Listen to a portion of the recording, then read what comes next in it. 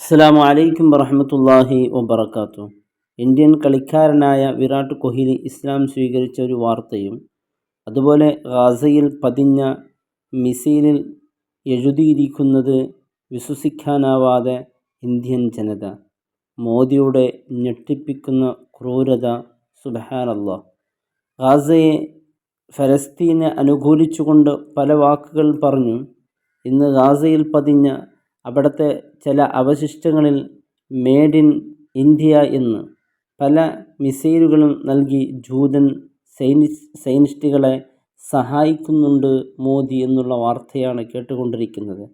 പുറം ലോകത്ത് ഫലസ്തീനെ അനുകൂലിച്ചുകൊണ്ടും അറിയാതെ പല മിസൈലുകൾ നൽകി മുസ്ലിമുകളെ കൊന്നൊടുക്കാൻ സഹായിക്കുന്നുണ്ട് എന്ന വാർത്തയാണ് കേട്ടുകൊണ്ടിരിക്കുന്നത്. തീർച്ചയായും ഞെട്ടിപ്പിക്കുന്ന വാർത്ത തന്നെയാണ്. വിരാട് കോഹ്ലി ഇസ്ലാം സ്വീകരിച്ച വാർത്ത.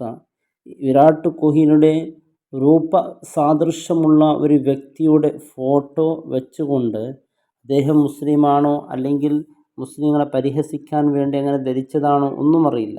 എന്നാൽ അദ്ദേഹത്തിൻ്റെ ഫോട്ടോ വെച്ച് വിരാട് കോഹ്ലി ഇസ്ലാം സ്വീകരിച്ചിരിക്കുന്നു, ഇത് STPയുടെ വിജയമാണ് എന്ന് പരിഹസിക്കുന്ന സംഘികളോട് തീർച്ചയായും പരിശുദ്ധ ഇസ്ലാമിലേക്ക് ഒരാൾ കടന്നു വരൽ കൊണ്ട് പരിശുദ്ധ ഇസ്ലാമിലേക്ക് എന്തെങ്കിലും ലാഭമോ അല്ലെങ്കിൽ എന്തെങ്കിലും നേട്ടമോ, ഒരാൾ ഇസ്ലാമെന്ന് വിട്ട് മതം മാറിയാൽ എന്തെങ്കിലും കോട്ടമോ ഒന്നും സംഭവിക്കുകയില്ല. ഇസ്ലാമിലേക്ക് വന്നാൽ ആ വന്ന ആൾക്കാണ് നേട്ടം, ഇസ്ലാമെന്ന് പിരിഞ്ഞു പോയാൽ ആ പിരിഞ്ഞു പോയ ആൾക്കാണ് നഷ്ടം എന്ന് പരിശുദ്ധ ഇസ്ലാം വിശ്വസിക്കുന്നുള്ളൂ. ഒരാൾ വിരൽ കൊണ്ടോ ഇവിടെ നിന്ന് സംഭവിക്കാനോ ഒരാൾ പിരിഞ്ഞു പോകൽ കൊണ്ടോ ഇവിടെ എന്തെങ്കിലും സംഭവിക്കാനോ ഒന്നും പോകുന്നില്ല. ഇവിടെ അള്ളാഹുവിൻ്റെ ഖദർ എന്താണോ അത് മാത്രമേ സംഭവിക്കുകയുള്ളൂ എന്നുള്ളതിൽ അടിയുറച്ച് വിശ്വസിക്കുന്നവരാണ് മുസ്ലിമീങ്ങൾ. ഒരു വലിയ ആൾ ഇസ്ലാമിലേക്ക് വന്നതുകൊണ്ടോ അല്ലെങ്കിൽ പുറത്തു പോയാൽ അതും ഒന്നും പരിശുദ്ധ ഇസ്ലാം അതിന് പരിശുദ്ധ ഇസ്ലാമിലേക്ക് ഒരാളെ ലാ ഇക്റാഹ ഫിദ്ദീൻ, ദീനിൽ കീർത്തനയില്ല. ഇസ്ലാമിലേക്ക് കൊണ്ടുവരാൻ ഒരാളെ കണ്ട് മറ്റുള്ളവർ വരുത്താനുള്ള ശ്രമങ്ങളോ അത് ഇസ്ലാമിൽ നടത്താൻ പാടില്ലാത്തതാണ്. അവിടെ സ്വയം ഇഷ്ടം കൊണ്ട് ഇസ്ലാമിലേക്ക് കടന്നു വരുന്നവർക്ക് വരാമെന്നല്ലാതെ ഇത്തരത്തിലുള്ള ഫോട്ടോകളെ പ്രചരിപ്പിച്ചുകൊണ്ട്, വ്യാജമായ ഫോട്ടോകൾ പ്രചരിപ്പിച്ചുകൊണ്ട് ഇസ്ലാമിനെ പരിഹസിക്കാൻ വേണ്ടി തുനിയുമ്പോൾ അത് വിശ്വസിച്ചുകൊണ്ട് അതിനെ സോഷ്യൽ മീഡിയയിൽ പ്രചരിപ്പിക്കുന്ന മുസ്ലിമീങ്ങൾ വരെ അതിൻ്റെ സത്യാവസ്ഥ അറിയാതെ കണ്ട് പ്രചരിപ്പിക്കുന്നവരുണ്ട്. അതുകൊണ്ട് ഒരു നേട്ടവും ഇവിടെ കിട്ടാൻ പോകുന്നില്ല. വളരെ ഞെട്ടിപ്പിക്കുന്ന ക്രൂരതയാണ് തീർച്ചയായും.